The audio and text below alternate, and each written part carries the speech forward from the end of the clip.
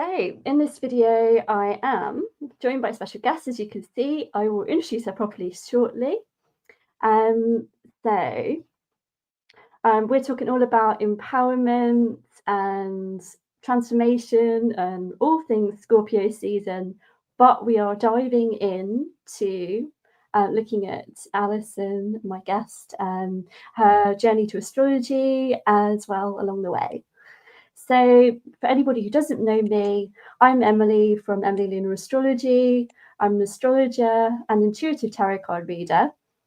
And I found astrology mostly because I was looking at the lunar cycle and doing daily low intensity yoga and realized that low intensity yoga daily.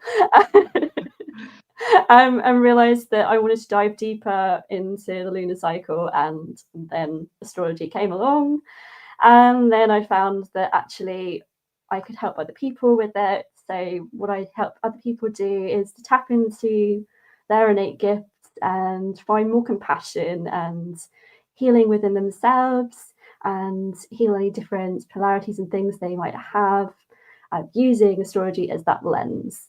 And definitely where they want to, using that divine timing of the lunar cycle to manifest those dreams into reality. So let me introduce my guest. Hi, Alison. Sounds amazing. Hi, hello. Gosh, I'm so impressed. Well, it's kind of, yeah, all the intuitive stuff. I love it. I'm not sure I'm that person, but anyway, maybe a little bit, but not on the same level you clearly are. Anyway, good. Oh, everybody is different, which is why I love doing this. So let me introduce you with what I've written about you, because actually you deserve an introduction. Let me just find it. Let's do that. So yeah, Alison is a qualified professional astrologer. She holds an advanced diploma from the Faculty of Astrology Studies in London. I do. And she approaches astrology as an empowerment tool to help you get to know yourself better, to help you tune in to who you are and who you are in the process of becoming. Through astrology, you discover who you truly are. And when working with Alison, you'll explore your deeper nature, and she'll offer insights into the energies that may be coming into your life. Brilliant, Emily. You've been on my website. Thank you. I have. I do my research. Well, it's always nice that someone's been on it anyway, so that's good. Yes, and yeah, and the website is there. So yes, as a process of empowerment, absolutely, because you've got the chart, and really it's a diagram. I mean, these are symbols, and they can manifest in various different ways in our lives. So and the astrologer, I think, is there to kind of interpret those symbols and present them to the client in such a way that the client can kind of gather them up and explore what they might mean in their own lives. Because so you might have Mercury in Aquarius. That could mean all kinds of things, but it probably does mean that you think quite precisely, but you might think a little bit out of the box, but it depends what it's in aspect to and that kind of stuff. So lots and lots of things. And also to look at how some people's lives, we all get a little bit crushed in places through school or through our backgrounds, or we just get a little bit squashed into boxes and things. So often I find that in astrology reading, people think, yeah, I thought that about myself, but I wasn't really sure. And now you've said that, I can really see that that's a direction I'd like to go in. So I think that's kind of one of the things that we're aiming for. And it's always a two-way process. It's not me kind of standing there and delivering, okay, you are this. But, I can make some suggestions about what the symbols might actually look like, astrologically. And then people mirror back and say, well, I find that if that sort of happens in my life in this way, and you can think, well, yeah, that makes complete sense. So how about this? And through that process, which in the first reading, I normally devote about an hour to the chart reading, you get to know where that person is at that particular time. And then when you start to look at the transits and some of the forecasting, so you can see how things are playing out in the sky, in the progressions as well, in relation to that person's chart, you can think, well, you've got energy coming into this area of your life. It's this kind of energy, you know, it could be challenging, or it could be empowering, it could be whatever, you know, you might have these kinds of decisions to make. And that's, yeah, and that's where I come from. Brilliant. Yeah. Yeah, it's great that actually you devote not only the look at the chart, but actually it is important to find where your client is. I mean, everyone comes to us for different reasons, and it's lovely to recognize that, but also, as you say, we're not giving a presentation. We're here to support and hold space and hopefully give some kind of value to our clients. Yeah, exactly. Because sometimes you can say something to somebody about, you know, what their ascendant sign means, and they kind of look at you thinking, well, I've never really experienced that. So then you sort of talk to them a little bit, and you can see that actually maybe the ruler of the ascendant, which is of course the chart ruler, might be, you know, in a difficult position. They've never fully been able to express themselves through the ascendant, but if transits are coming up, then that could be a way forward to open that up or something like that. So yeah, I think it's always really important to spend a bit of time listening and getting that mirror back about, yeah, so definitely, yeah. So shall we actually have a quick look at your big three, if that's okay? Oh, so, yeah, sure. Okay, so I have Leo on the ascendant, which is why I'm wearing orange, probably. It's not actually, that's not why I'm wearing orange. I never used to wear orange at all, but recently in the summer I went to stay with my son and daughter-in-law, and they said, oh, we've booked you an appointment to have your colours done.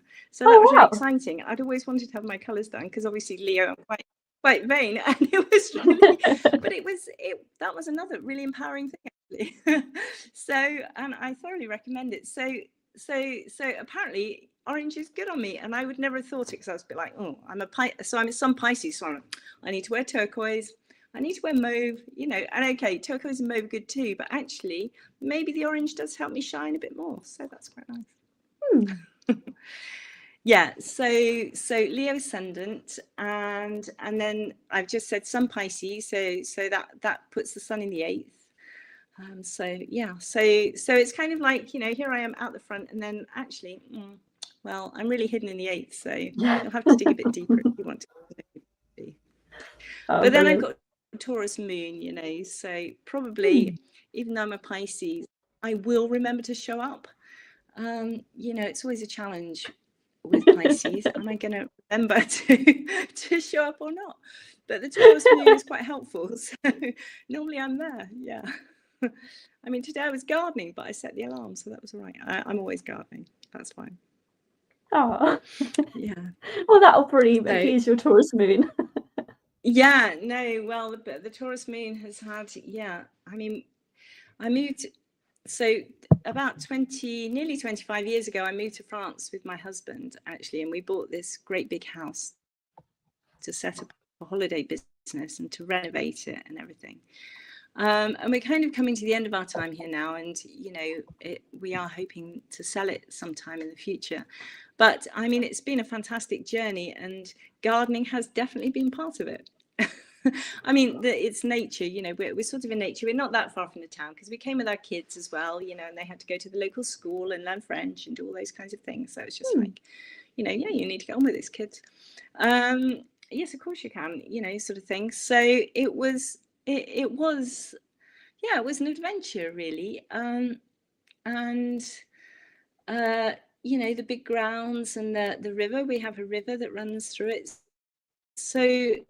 So it was really an immersion, I suppose, perhaps, in that Taurus moon, not the luxury side of it. I know Taurus, you know, it likes the comfort and it likes luxury, but certainly in terms of, you know, land and stability, and this great big house, which is kind of very Taurian, really. It's been here for centuries and has sort of history as well. I mean, I've got Capricorn South Node, so there we are. I've got some history with that too.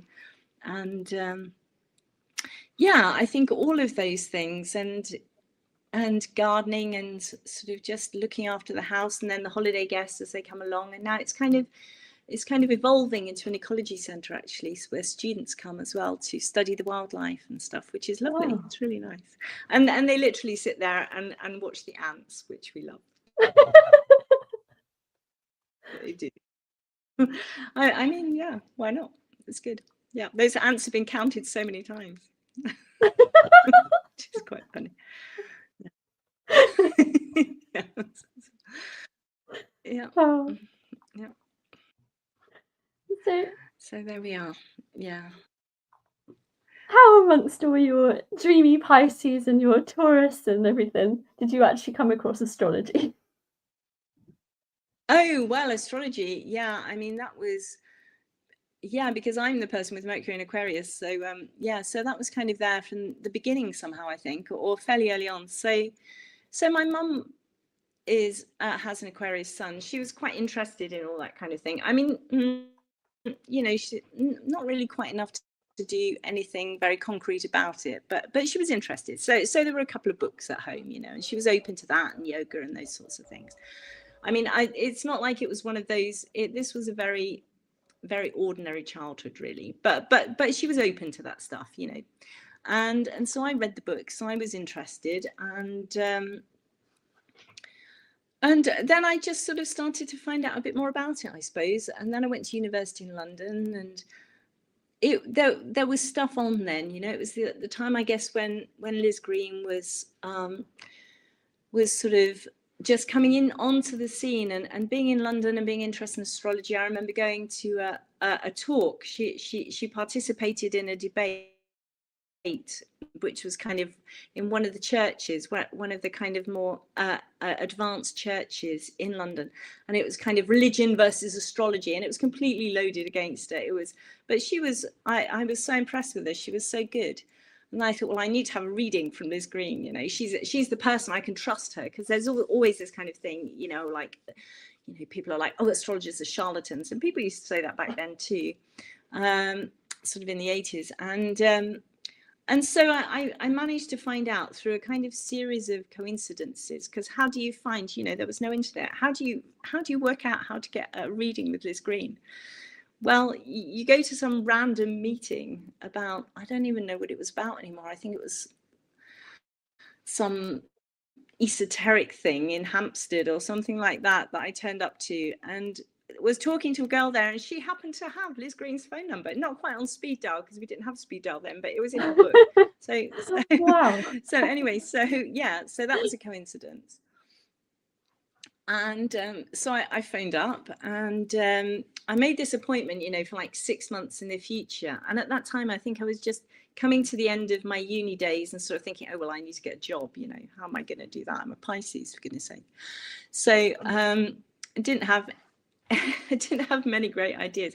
Anyway, I thought, well, I'll get a job, but that's fine. The reading, I can have the morning off or something like that. So I ended up actually getting a job in a school in North London, just a sort of teaching job. It was a private school.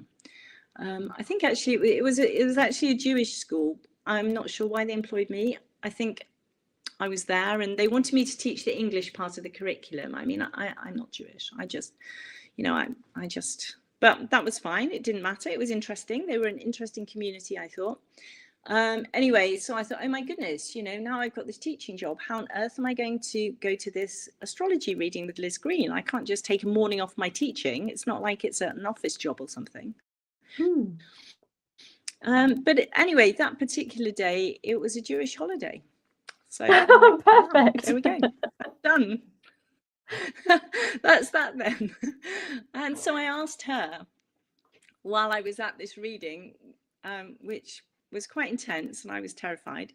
And I didn't get nearly enough out of it, because I was like, I have to sit here and find out what she knows about me. You know, I can't, like, I didn't realize that a two-way dialogue would have been so much more grown up. You know, I wasn't probably very grown up at the time. So but I did ask her, where do I learn astrology? And of course, she's a patron of the faculty, you know, the Faculty of Astrological Studies. So I went along then to the faculty and started working with them. And so I got my foundation course sort of in the 80s, managed to do that. And then I got married, I moved away, and and I thought about continuing, but in those days, of course, it was all by letter and that kind of thing. And I think it was a bit isolating, actually. I think that's what I really felt. And I was very worried at the time that I was going to get just completely obsessed with all the transits, and you know, that astrological fear that you get when you see the Pluto transit coming up. And of course, without a community to talk to about that and everything, I was just worried that I was just going to end up gazing at my own navel and not doing anything else ever. So I didn't do that in the end.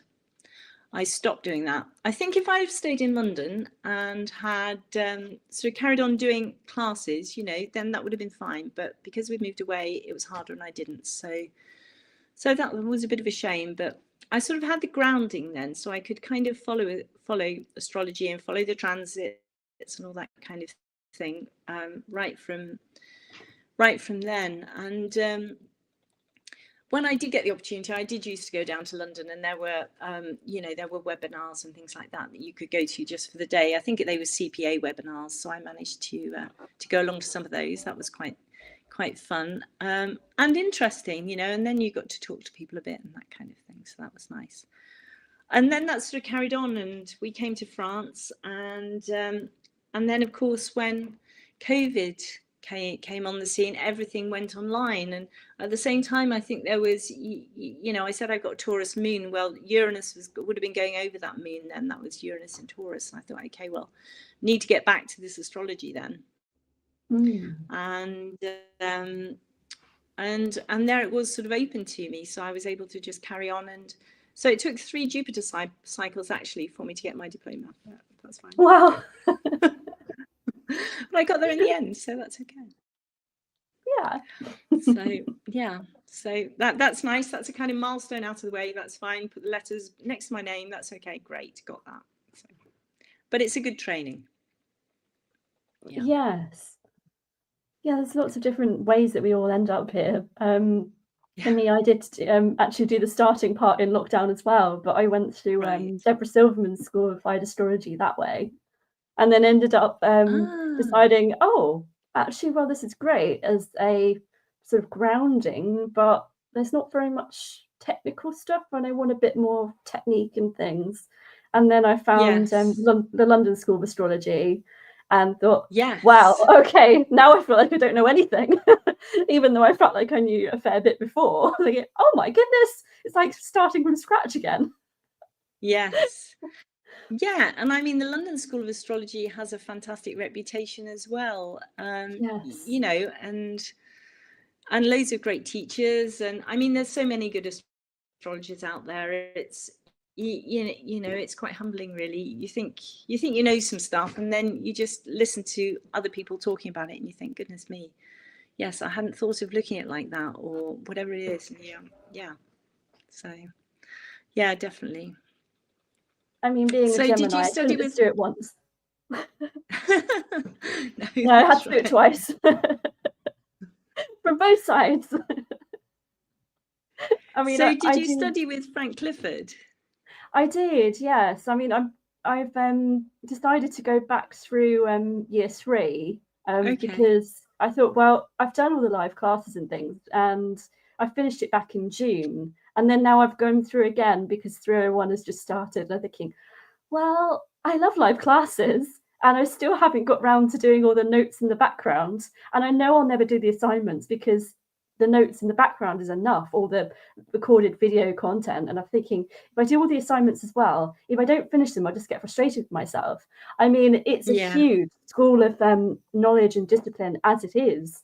Having done one school, all 3 parts of that, and done 2 and 3 from LSA, I'm thinking, I've given myself a lot of work here. But at the same token, when I then do attend live class, I think, oh, I really do know stuff. Because then I see sometimes people who are just entering year 3 don't know some of the things I'm saying. I'm thinking, oh, okay. And then there was John Woodsworth in class, and he said, you know your chart very well, Emily. I'm thinking, oh, thank you. Well, it is me, I guess. John Woodsworth, does he teach at LSA? We have lots of different people that come in for different classes. Oh, wow, okay.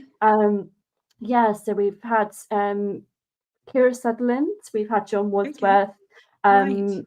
Faye Blake is Yeah. one that tends to be with the school a lot anyway. Okay. I think mostly for the year 1, but some in the year 2. Who Right. else? Oh, Richard Swatton as well. I love his classes. Yeah. I really gel with the way that he looks at astrology, and the way he talks about Neptune and the liminal space. I'm just like, now this feels like I'm floating on a cloud. It doesn't have to be about confusion. It can be about actually, no, you can look at things and about transcendence, and you can look at historical things and add the Greek mythology in here, and that is my bag to put all of that in. Like, yes, thank you, Richard. And then in a few of the classes, I'd sum up what he was saying over about the space of an hour or so in about 2 sentences. And he said, that's exactly what I was trying to say. Like, thanks. So you're a Gemini sun, are you? I am, but I have an 8th house stellium of Capricorn. So a Capricorn moon conjunct Mars. Oh, gosh. And then Neptune's in there as well. So sorry, you said that was Mars, and what else in Capricorn? So my moon conjunct Mars at 22 Capricorn in the 8th house, and then Neptune is at one of the earlier degrees. Neptune is at 5. And also got my midheaven in there as well. Okay. Yeah. Goodness. Yeah. Okay, that's interesting. So you got the Gemini and Mercury. Where's Mercury then? So yeah, I have that stellium in my 1st house as well. So although I'm a late degree Taurus rising at 27 degrees, I then have my Sun at 5 Gemini, Mercury 10 Gemini, and Chiron at 14. Okay. And the Sun is my apex of a yod. So I was like, all of this energy going on. Oh gosh.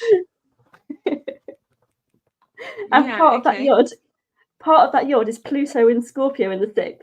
It's like, yeah, I'm intense in some ways. And I love the spiritual stuff. Despite the fact I can talk until the cows come home, I can also be silent, and I can make sure that I actually do show up on time because of the Capricorn energy. Just mostly on time.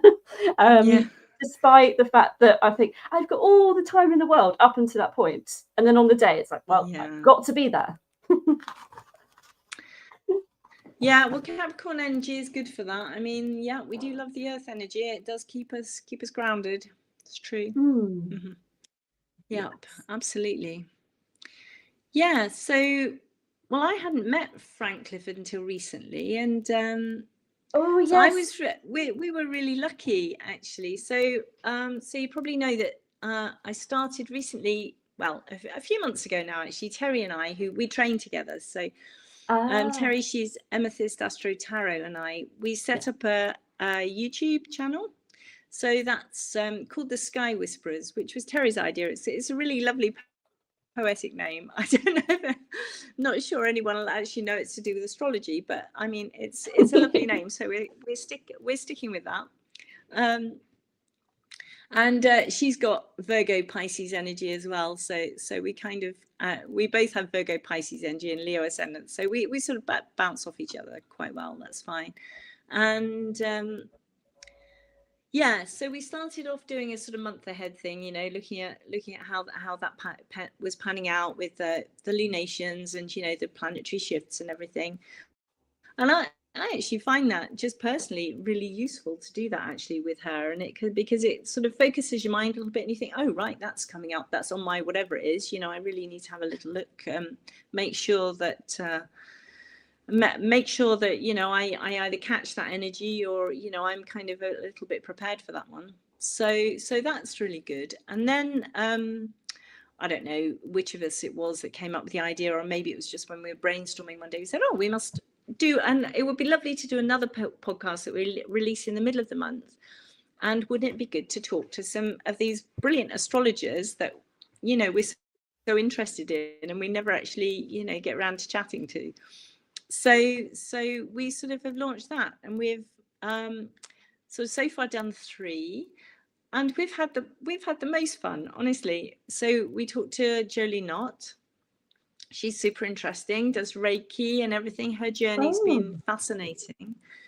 She talks a little bit about that on her website as well. So, and then Carol Taylor, who yes, I caught that one. That was amazing.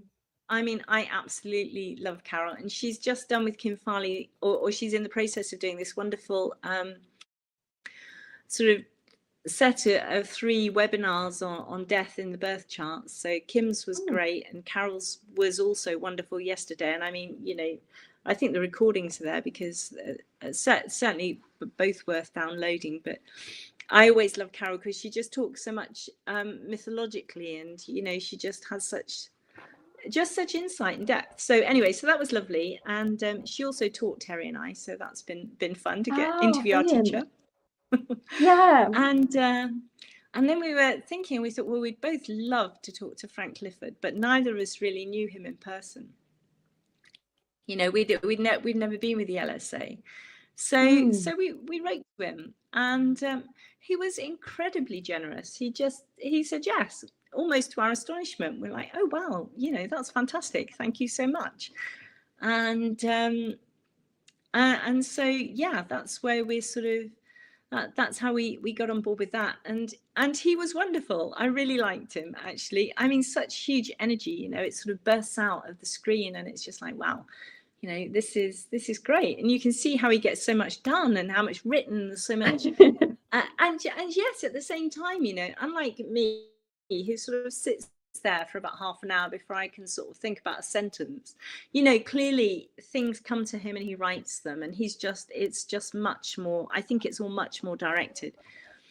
But Claire Martin said to me once, oh yes, I expect you'll think about that because that's what Pisces does. And I thought, yeah, you know, I totally do that. I just sit there and think about it. And sometimes, you know, you have to stop doing the thinking. And I'm not for a moment suggesting that Frank doesn't think, but I think he can just think and write and talk all at the same time, whereas I have to do them all very separately and quite slowly. Well, he is an Aries. Yeah, so absolutely. He often says before a class. Yeah, he often says before a class. I do quite envy the Aries, actually. Yeah, sorry, carry on. Oh, sorry. Yeah, he often says before a class, right, well, I will start directly on time because if I want to start early being an Aries, but I will make sure that people are here and that I'm not wasting people's time. Yes. Yeah. It's like running before he can actually do anything, but actually with all the rest of his placements and his knowledge and experience, he realizes actually no, he has to start directly on time and not before. But he's absolutely right, and you know, I think that is how you get things done. You know, it's never been my best trait. I think I've got better at it as I've got older, actually, and I kind of, you know, you do, don't you? You kind of think, okay, well, I know that I've got a tendency to do that, so I need to just make sure that isn't how I am, and I do get organized, and I write myself a schedule, and you know, I stick to it and that sort of thing, and that's fine. And I'm definitely much better than I used to be when I was young, but still, you know, I think this is how he gets so much done. I mean, you can't work at that level if you're not sort of on time and organized.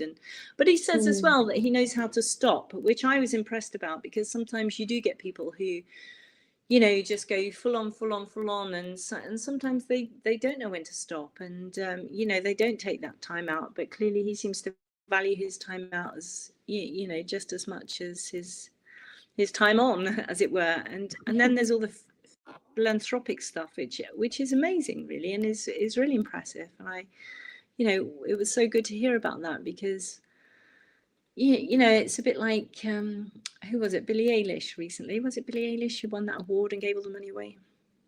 I don't know. I don't really follow live TV or much modern music. I'm into a little bit of country, a bit of like old school punk rock and things, but I'm not really like current person.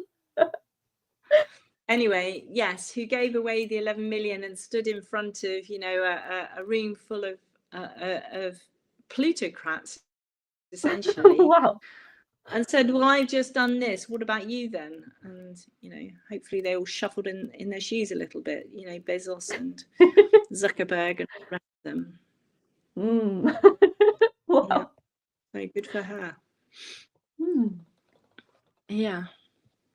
Anyway, yes. So that's our channel, and that's good, and that's fun. And the conversations, I think, with the astrologers, I mean, obviously Terry and I's insights are absolutely worth listening to as well. Yeah. You know, and again, that works out well, because I think, oh yeah, this is this, and it is that. But then Terry says, oh, and then there's this side of it, and it's that whole sort of dual thing. And I did start doing stuff on my own, and that was fine, but I did miss that bouncing off. And you always think, was there something else I didn't quite get there? Should I have?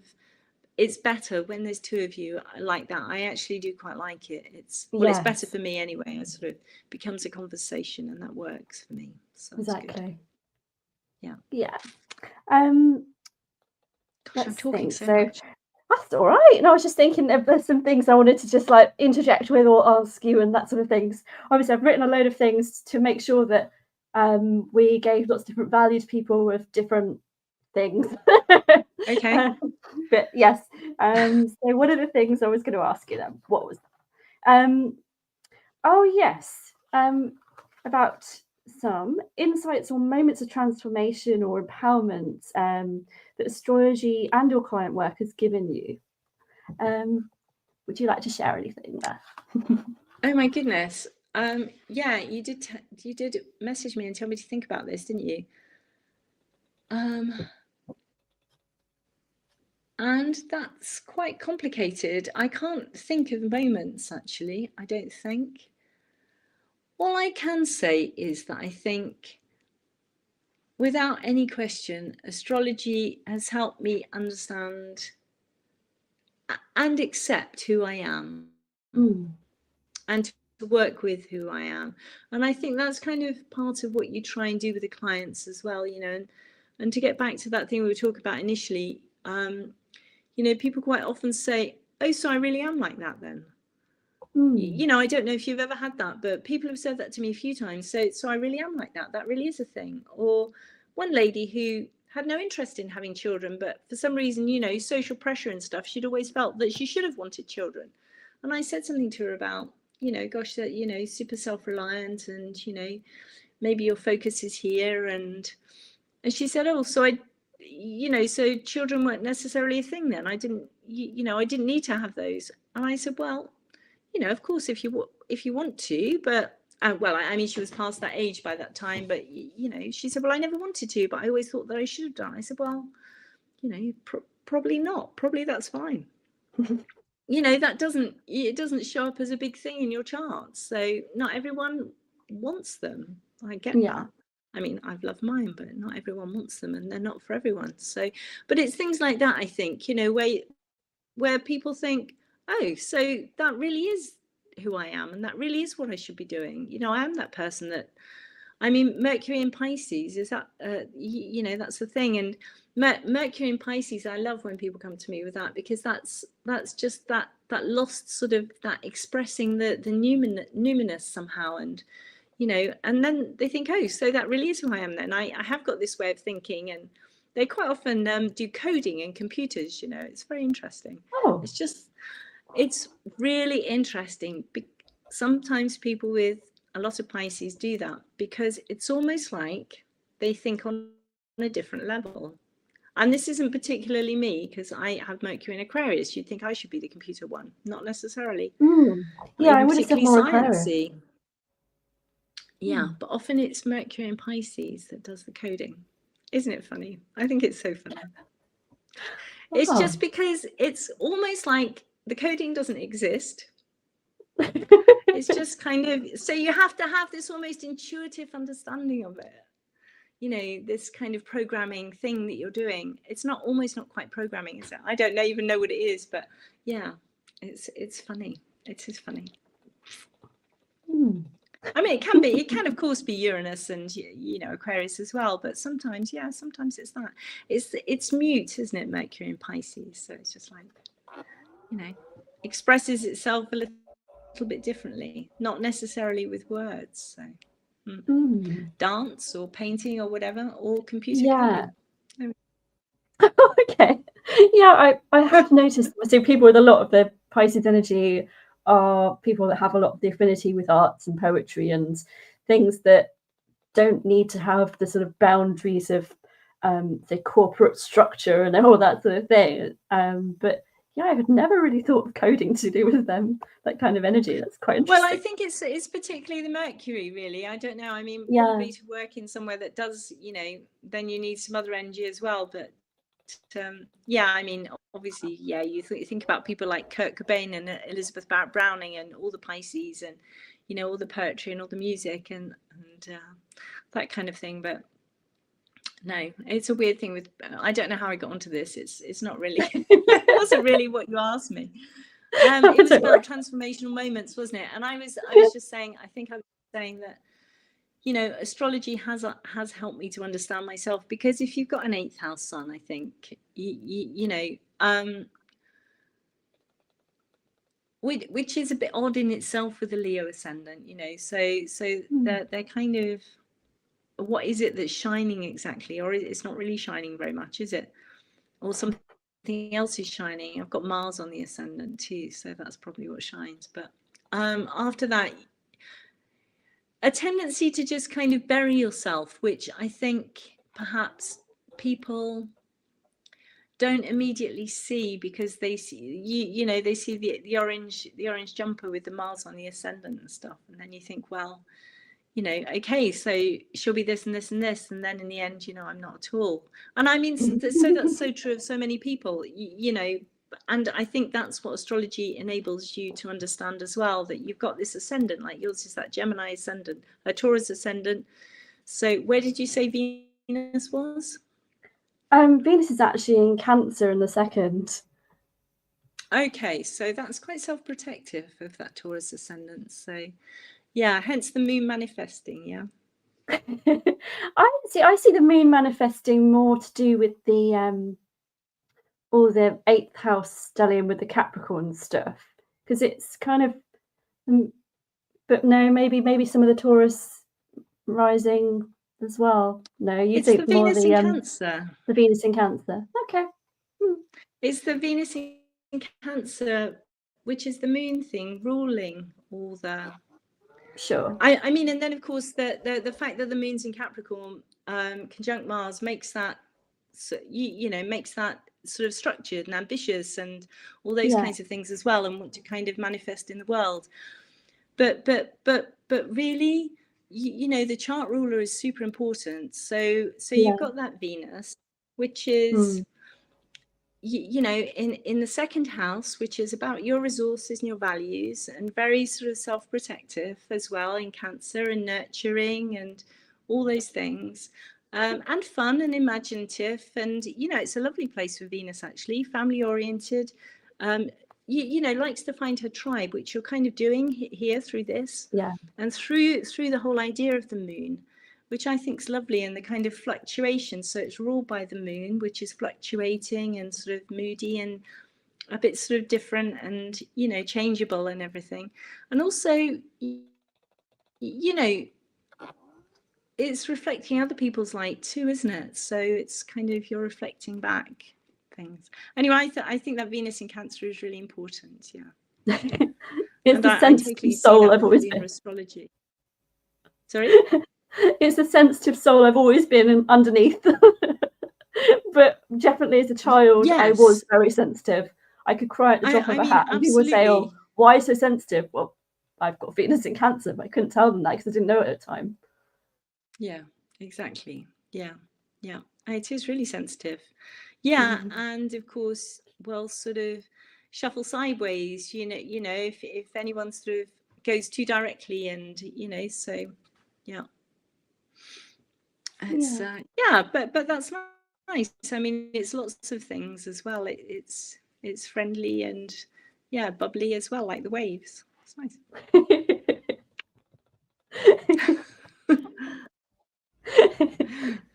Anyway, so the moments of empowerment aren't really moments. The moments are kind of just a lifetime of sort of, but navel gazing through the charts, because you know, it's a kind of, it sort of enables you to step out of of yourself and just kind of have a look at it and think about it. And sometimes it's quite interesting, actually, if you look at the chart and you think, well, what would I say to somebody else who came to me with this chart? And you think, my goodness, what can I possibly tell them? It's a disaster. No, but but then you start thinking about it, and you think, well, actually, if I was somebody else telling them, and not thinking about how I should be or how I feel I should be in the world, but looking at how I actually, am in this chart, then, in the end, none of it's that surprising, really. And it's not surprising that I ran away to France and, lived in the Cevennes and did gardening. Absolutely, why not? And wrote books and, had holiday guests and brought the kids up and all those other things. That ran my house, and quite funny, really. I think it's funny when you look back. I'm older than you, and you look back and you think, oh yeah, my life actually makes total sense in terms of my chart. Would never have thought that, but that works. Yes. Yeah, I did always have this massive fascination with the moon growing up, and I lived not far away from an observatory, and although obviously being a small child, there wasn't a lot I could see, I was still fascinated with the fact that we could still see something through a telescope or whatever. And then realizing that it was just really comforting to look at the moon. And then I also had that slightly intuitive, slightly loner, misfit way of, okay, well, I can't make a decision. If the sun's shining and there's angel rays, that means I'm on the right path. So I mean, there was just totally. like little silly things growing up, and then I realized that although I can now speak my mind and I'm being listened to rather than spoken over all the time, or what I say, what I do has value, I need to use this for something that is more beneficial to society, I guess, in a way. And I do want to leave some kind of legacy. I don't want to be somebody forgotten. And actually then obviously getting into astrology, I was like, the world makes a bit more sense. I've got purpose. Yes. I can give that compassion that the world so lacks at times, especially during those COVID times, where it's like, well, actually, you're going to be told what to do, when to do it, and you're not allowed to leave your house. Well, thanks, but now you're leaving all these people so isolated, and it's not going to be amazing going forward in that sense. So then having the studies in order to be able to support people in such a profound way, I thought, this is brilliant. Now I have that way of holding space and showing up in a way that is beautiful, actually.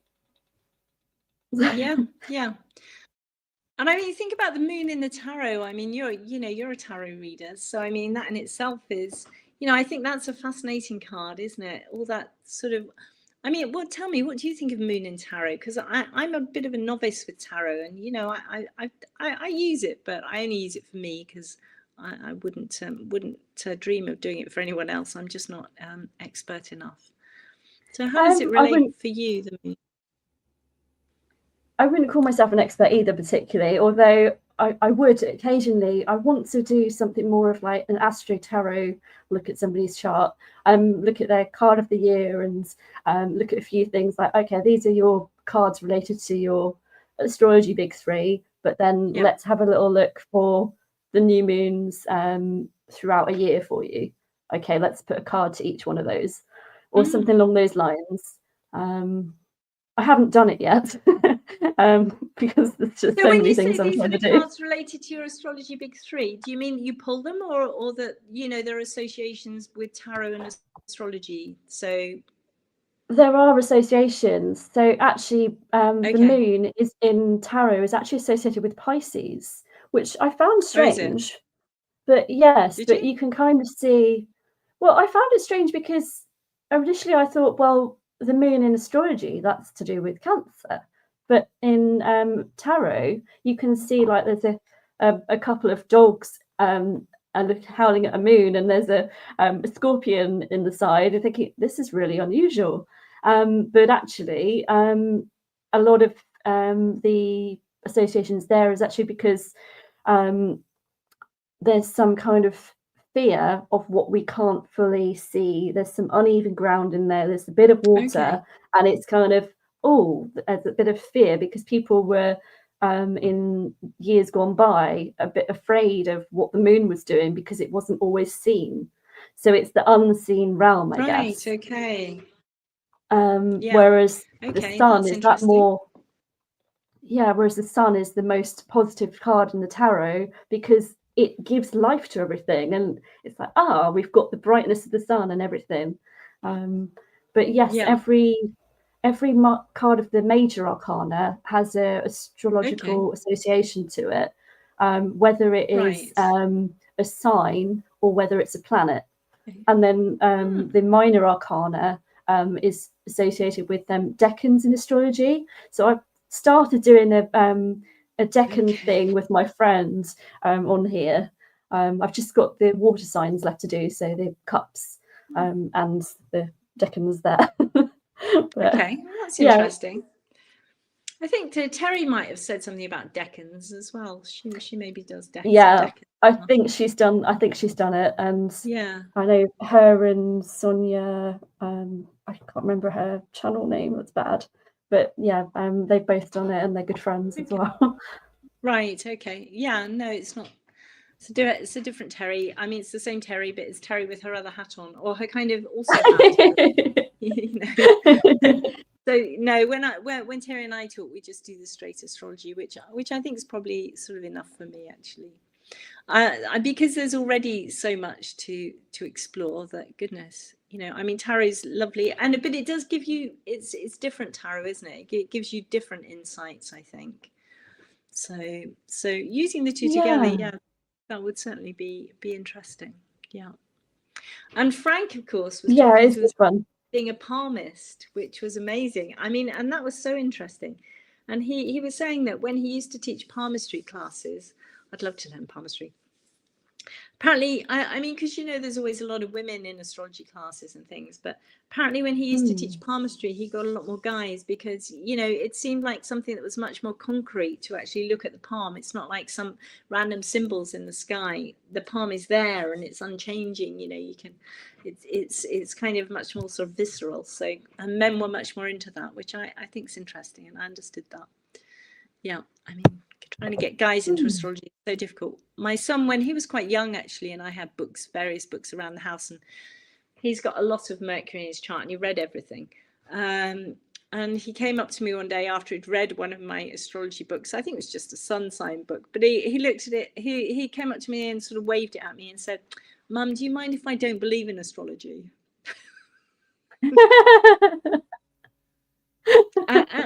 and he's still in that place, you know, like, you know, probably 20-25 years later, I'm like, well, I didn't then, but, you know, I'm starting to wish you might sort of be a little bit more open to it, but never mind. I mean, you know, he has his own skills and talents, and they're definitely things that I can't do. So yeah, the world needs us all.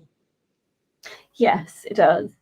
I do like to think, though, when people say, "Oh, I don't believe in astrology," I think, well, it believes in you, and the sun gives life to everything. And if the moon actually works on what is it, like 60 or 70% water that we are, and then pulls the tides as well, how do you think that our cycles are not related somehow to the sun and the moon? But I just say, well, I can't. If somebody doesn't want to have the conversation, I'm not going to force it on them. But if people are willing to debate, I think that's a perfect intro for me. No, I completely agree. Yes. And I'm supposed to be writing an article actually on twins, which is one of the things that people always say about astrology. Oh, well, you know, it can't be right. How about twins? But actually, there's so much to say about twins. I don't know why I brought that up. I think because it's on my mind. So I'm thinking about writing it. So for the TMA, so that would be good. Hopefully, since we were talking about Frank Clifford and the TMA. But yes.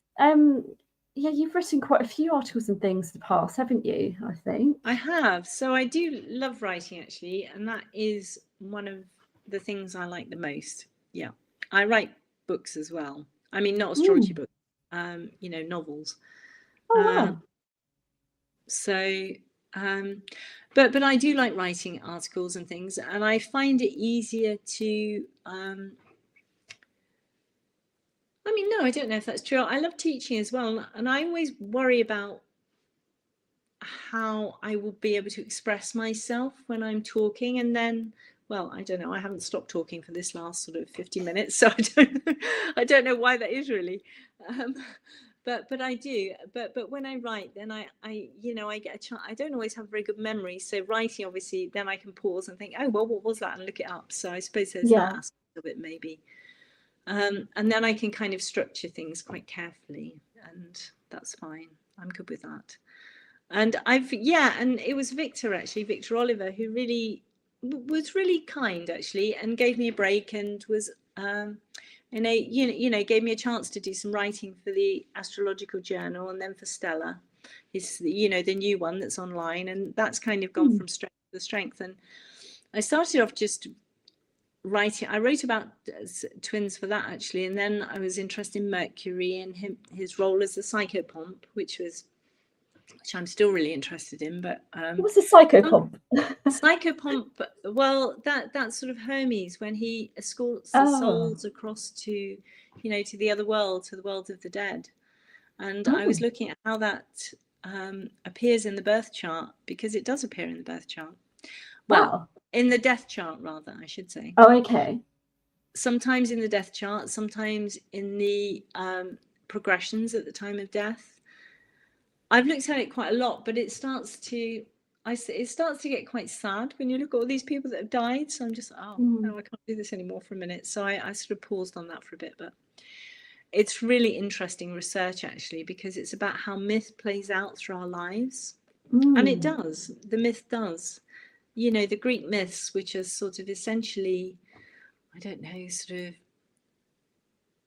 archetypal human stories, I suppose. And then you can see them playing out, but they play out as the transits in the charts play out. Okay. And so as the transits in the charts play out, the myths that are associated with those people, with those events, as it were, those kinds of events, like, you might get Pluto in Scorpio or something if you've got betrayal or something like that, So whatever's playing out in your life, you've got big transits, then the myths kind of goes along with it. And I suppose death's a bit like that, that's quite a big thing. And so then Mercury is the psychopomp, the mythic Hermes. He's in the chart there, normally in some prominent place, sort of touching one of the personal planets, or on an angle or something like that, or to say, okay, I'm here, I'm escorting you across. Oh, that's really cool. Yeah, it is a bit actually. It's like, oh wow, really? He's really there? And the answer is yes. Yeah, he's really there. Yeah. So if we wanted to read particularly on that one, has that I can't remember, did you say that one has been written, or is in the process? Yeah, so I did write that one. That one was for the Astrological Journal. I think that's the only place it is. I did do a talk on it for Aquarius 7. So there's a couple of my talks on the Aquarius 7 website, actually. It's a great website. Lots of great astrologers have been talking on there. And so that is on that. But it's also, I don't know, it was made... I literally can't remember which edition of the Astrological Journal it was. I should put it on my website, really. Yes. It would make more sense, wouldn't it? I'll do that, Emily. Thank you. That's prompted me to do that. And then some of them are on Astrodeans, the ones I wrote about. Some of the famous people like Elon Musk and Dua Lipa. Both interesting people, actually. I really enjoyed sort of dissecting them. And I know there's always this sort of question mark about writing about people who are alive, dissecting the charts of people who are alive. But I don't try and psychologize them or say anything bad about them. I just take what they've said in their own interviews and how they are manifesting in the world. So like we can see how Elon Musk's manifesting, as it were, and say, okay, you know, this is how he is, and this is what you know, shows in the, this is how that is symbolized in his birth chart. So it's that simple, really. Oh, yeah, brilliant. Yeah, so yeah, it'd be definitely interesting to have a little look. Yeah, thank you. So Gosh. something I always like to ask people is, how do you manifest your own dreams and goals into reality? Yeah, well, I only wish I did. I think that's true. Okay. Or just stay consistent on any like projects and whatever else you've got coming up. Well, how do I manifest them? I don't know. You just sort of start doing them. I've got a Taurus moon, so you start doing them and then you just keep doing them. Yeah, until they're finished. That's it, really, I suppose. Is that manifesting? I don't know. I suppose it is. Yeah, Taurus is good for manifesting, isn't it? It's like very concrete. How do I make them concrete? Yeah, just start doing them and keep doing them. And then eventually at the end, they're finished. That's what I have discovered. Every day, do a bit. I mean, when I'm writing books and things, you know, that's what you have to do, isn't it? You just keep doing it. You just think, if I keep doing this, surely I'll get to the end, and you normally do. Yeah. So that's how I do it. Okay. But I'm not, I mean, it's not like, you know, I don't go all out for anything. I'm quite good at like, right, I'm going to do that for an hour every day for the next 20 years or something. And then in 20 years time, I'll have finished it. It's a bit more like that, you know. That's sort of okay. It's not like I'm like, right, you know, I'm going to sit down at my desk and write from like 9 in the morning or 7 in the morning till 10 at night. That's not me. I can do that maybe for a weekend if I've got a deadline, and deadlines are always good. You know, okay, I need to get this article written. But mostly I think about it. I make notes, you know, whatever it is, make some notes. And then I start writing it, and it's not necessarily a very quick process, you know, but it takes time, and then it takes shape, and then you think, right, actually, I need to get this, I need to pull this together. And so then you sit down, you pull it together. Yeah. I don't know. I mean, how do you do it?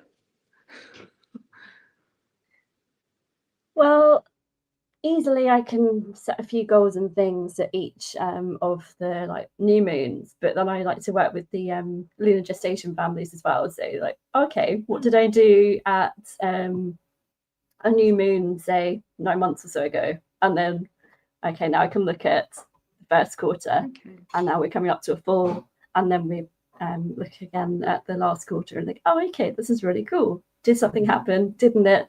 What did I improve? You know, just kind of little things like that. But also I like the sort of feeling side of it. So the traditional manifestation of like law of attraction stuff is actually, you see the feeling of the wish fulfilled mind's eye, and then you go from that point.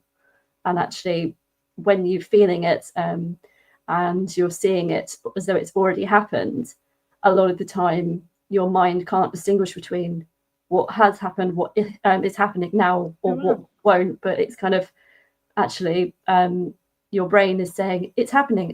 So then it's almost as though it's done.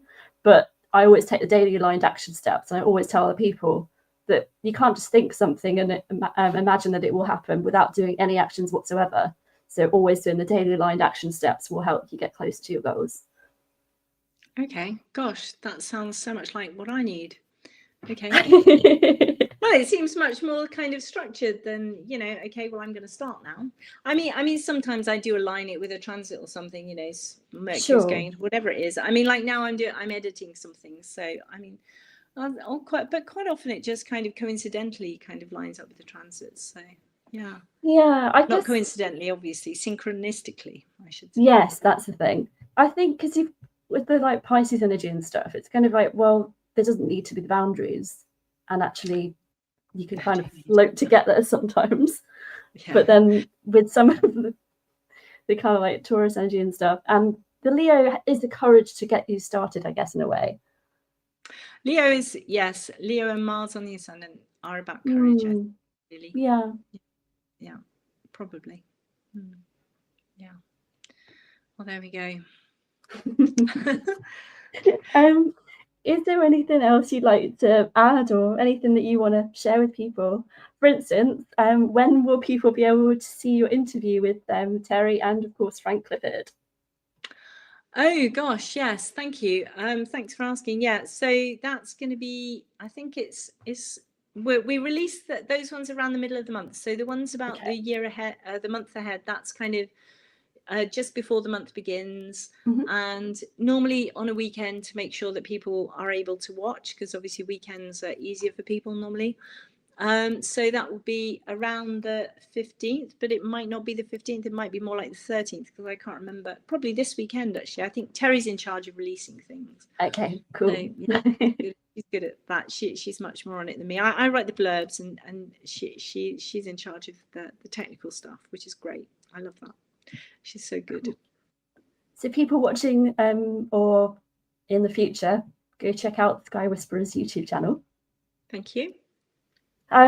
Is there anything else that you'd like to share, or where people can best work with you, etc.?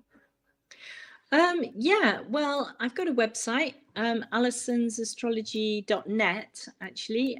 So, you know, people are, my email's on there, and that it's actually alisonsastrology@gmail.com. So people are welcome to get in touch and book a reading if they'd like to work with me. That would be lovely.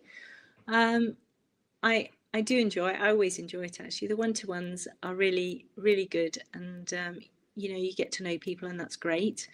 And in addition to that, yeah, there's the stuff with Terry. And what else was I going to say?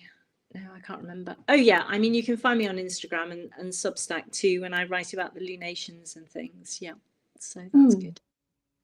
And so I think I've got an article coming out, probably is out now, in the latest astrological journal, I think, which is on Chiron. And I was looking at Hosier, actually. Do you know Hosier, the musician? He's really interesting, super interesting. I love his music, but he's got a very kind of strong Chiron in his chart. So I was interested in looking at that and looking at how that kind of had shown up in his life. And Chiron's an interest of mine, actually. And as is the ongoing sort of psychopomp work, which I need to, you know, step back into, really, because that was fascinating, if a little bit harrowing sometimes. I think I'll just say one little note about Scorpio season in general, and if there's anything that you want to share, there, go ahead. Just so Scorpio season. Oh well, no, only that, you know, it started off kind of perhaps a bit explosively, maybe, I don't know, with the Mars Uranus stuff, and then in the middle, I think it's a bit up in the air. You know, things are getting delayed and a bit, but there's that kind of procrastination. I mean, we've got Mercury retrograde today, for goodness sake. But I do think that at the end of the month, things, Mercury turns direct and Saturn turns direct, and I think at the end of the month there's a kind of synthesis, a kind of coming together for a lot of things, and I'm hoping so anyway. So that'll be good. Okay, cool. And for anybody who doesn't know about Scorpio season in general, then Scorpio is that season that we're currently in, and it's all about transformation, empowerment, healing, and there can be some intensity there, as Scorpio is ruled by Pluto, and there can be things like power struggles, but also, as we say, empowerment, healing, and all those beautiful things. Because just like the lunar cycle, we do find that actually there's a lot of healing and birth, death, rebirth, and all that sort of thing when we don't see the moon. So in the new moon phase, and then actually we can celebrate a load of achievements and things at full moons. And yeah, we've just had our Taurus full moon recently, which is where the full moon is always opposite the sign that the sun is in. So yeah, it's a little bit about what we've been experiencing. And if anybody wants to book readings with us, as Alison has said, she's got her website, and also I've got mine. So it's emilylunarastrology.com. And thank you so much for joining me, Alison. Thank you, Emily. It's been absolutely lovely. I've loved talking with you. It's really nice to meet you and to get to know you a bit better. Yeah, we've been on lots of lovely little tangents, and I'm sure there'll be value that people can find. Yeah. Okay. Thank you very much. And I'd just say to anybody who watches now or in the future, please remember to like, subscribe, and share with anyone that you might find will be interested in astrology and things we've spoken about. Good advice. Thank you. So I'm going to end the stream in a moment. But Alison, you're welcome to stay for a little bit if you want to afterwards. Yeah, thank you. That'd be nice. Okay. We'll have a cup of tea. All right. Goodbye, everyone. Thank you. Goodbye.